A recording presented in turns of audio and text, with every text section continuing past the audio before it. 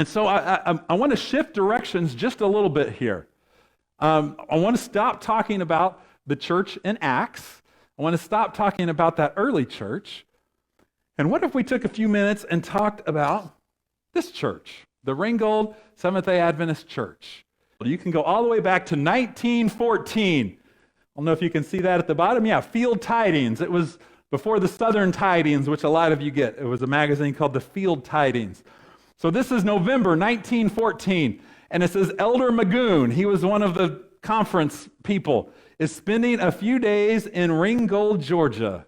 We hope a church will be organized there this winter. This is the first time Ringgold shows up that I could find in any of the magazines and so forth. And it goes on. So this is from 1915. It's a little bit small there, but let me just tell you what's happening. It says, a company of believers located a few miles from Ringgold, Georgia. There's about 8 or 10 in this company. And it says, all of whom have accepted the truth as a result of reading our books and a little personal effort on the part of a friend who was visiting them. They had never seen nor heard a Seventh-day Adventist preacher until Elder Magoon visited them. That was what we just read. And so there's 8 or 10 people that begun to read books and begin to study their Bibles and begin to be gathered together. So that is 1915. So just a few months after Elder Magoon came. Whoops, I went too far. It says, while there, the writer baptized 6 people. So 6 people got baptized there in 1915. And then we jump up to 1917. And I want you to pay attention to this guy's name because we are going to come back to him. It says, this morning's mail, again from the Field Tidings, brought a nice letter from Brother J.A. Goodlet at Ringgold, in which he enclosed a nice large check for tithe.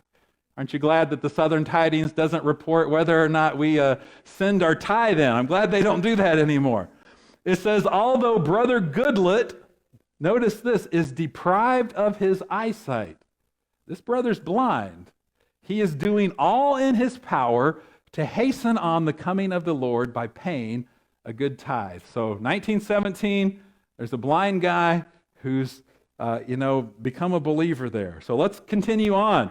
1920, there's some literature evangelists that are there. 1930s, those 2 little stories talk about people from like the Collegedale Church and the Stanford Gap Church who are doing branch Sabbath schools in Ringgold, trying to get a little church started. So you've got the 20s, you've got 33, 34. There's Bible studies happening. There's a little group of people here. But that's it. 1940, the Ministerial Association of Southern Junior College. That's Southern Adventist University. Down in the middle, it says one of these projects is the theater effort in the village of Ringgold, Georgia. These meetings are being held every Sunday evening with an average attendance of 200. So in 1940, right before World War II, there's a group of 200 people meeting in a theater in Ringgold. I don't know where that theater is or was, but still that's some pretty cool things happening. But notice this next one, 1943.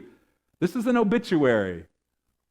I actually found that picture. That wasn't in the magazine. I found that separately. James A. Goodlet, age 78, passed to his rest at home near Ringgold, Georgia. Brother Goodlet was well known in North Georgia, having served as a tax collector for many years, and was also well known among the believers in Georgia Cumberland.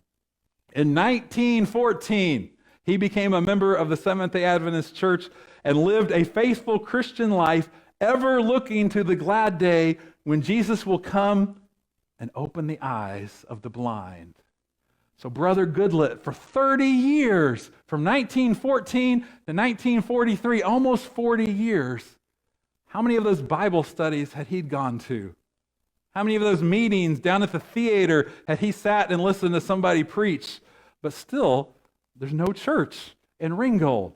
And he died 30 years later with no church in this community. Going ahead, and these are just some of the articles. 1953, so the 50s. There's a Brother Fuller from the Stanford Gap Church starting a branch Sabbath school, trying to do something. So 53, still nothing really happening. And then you come to the 60s, and things begin to pick up a little bit in the 60s. Now, those words are small, but this is from 1961, and it says that there were students from Southern down to Ringgold, a little town 12 miles from Collegedale, located in a dark county. There's no Seventh-day Adventist churches in Catoosa County at that time. The writer led out in the endeavor. It says, meetings at Ringgold continue each Sabbath afternoon. And so the picture on the bottom, that's the group of students from Southern who are helping. The one in the middle there, you may not be able to read that, but it says, an audience attending the Ringgold meetings in the American Legion Hall. So as I looked that up, I think that was on Emberson Street, if I'm saying that right, and that closed down a few years ago. I think they changed the name to Patriot Hall, but it's not American Legion Hall anymore. But that's a big group of people there in 1961 as things are beginning to take place. Then we go to 1962. And Elder Wynn, again from Stanford Gap, it says he launched an evangelistic crusade at Ringgold, the heart of another of North Georgia's dark county. And then it says a branch Sabbath school has been active there for 6 months. We're going to talk more about that. But then at the bottom, it talks about they were looking for a place to pitch a tent to hold some meetings. And it says the city clerk had issued no permits for 14 years. So they were having a hard time finding a place to pitch a tent. So they ended up, it says, I found a place after a 3-day search south of Ringgold near Highway 41. So go on down Highway 41 somewhere. Somebody gave some property or loaned some property to hold some meetings. And so here we are, 1963, a new church at Ringgold on March 2, 1963. So we're just a couple of weeks away from the 61st anniversary of the official formation of the Ringgold Seventh-day Adventist Church. And it says 42 members were listed as charter members, and there's a picture of all of them there. And then it talks about Elder Lewis and a branch Sabbath school in the home of Mrs. Rose Poteet, who was not an Adventist. And he left Ernest Stevens, a theology student, in charge of this Sabbath school. And if you can see that, it says it continued 47 weeks, that's almost a year, with attendance ranging from 4 to 17. So week after week, a theology student came down, unsure, was it going to be 4 people? Was it going to be 17 people? And then it says, on January 19, the Sabbath school was transferred to the temporary location on Highway 41. I'm not sure where that is. When it was announced that a church was to be organized, area residents swelled attendance to 60 on the first Sabbath, and attendance grew to 90 just 2 weeks before the organization ceremony. So that's kind of cool. It went from year after year after year with nothing, and then 4, and then maybe 17, and then suddenly now it's 42 are part of the membership, and attendance is at 90. That's pretty cool that the membership is here, and the attendance is more than that. Unfortunately, many churches, including this one, kind of do the opposite. We have the membership here, and the attendance is a bit less, although I'm glad everybody came today. But this is the second cool story. Notice that it says, a child's desire sparks evangelistic crusade. Early in 1962, I love the way this is written, little Miss Donna Patterson asked her mother if she could go to Sunday school. Why? Well, on Monday morning at school, the kids that went to Sunday school, they got to do something special and have a special writing project on the blackboard. And I wish I could go to Sunday school so I could do that as well. And her mother talked to some other relatives, one of whom was an Adventist, and they came to the conclusion, I wish she could go to Sabbath school. And so from that, as that word got out, that is why that little branch Sabbath school started in Ringgold, because little Miss Donna Patterson wanted to go to Sunday school.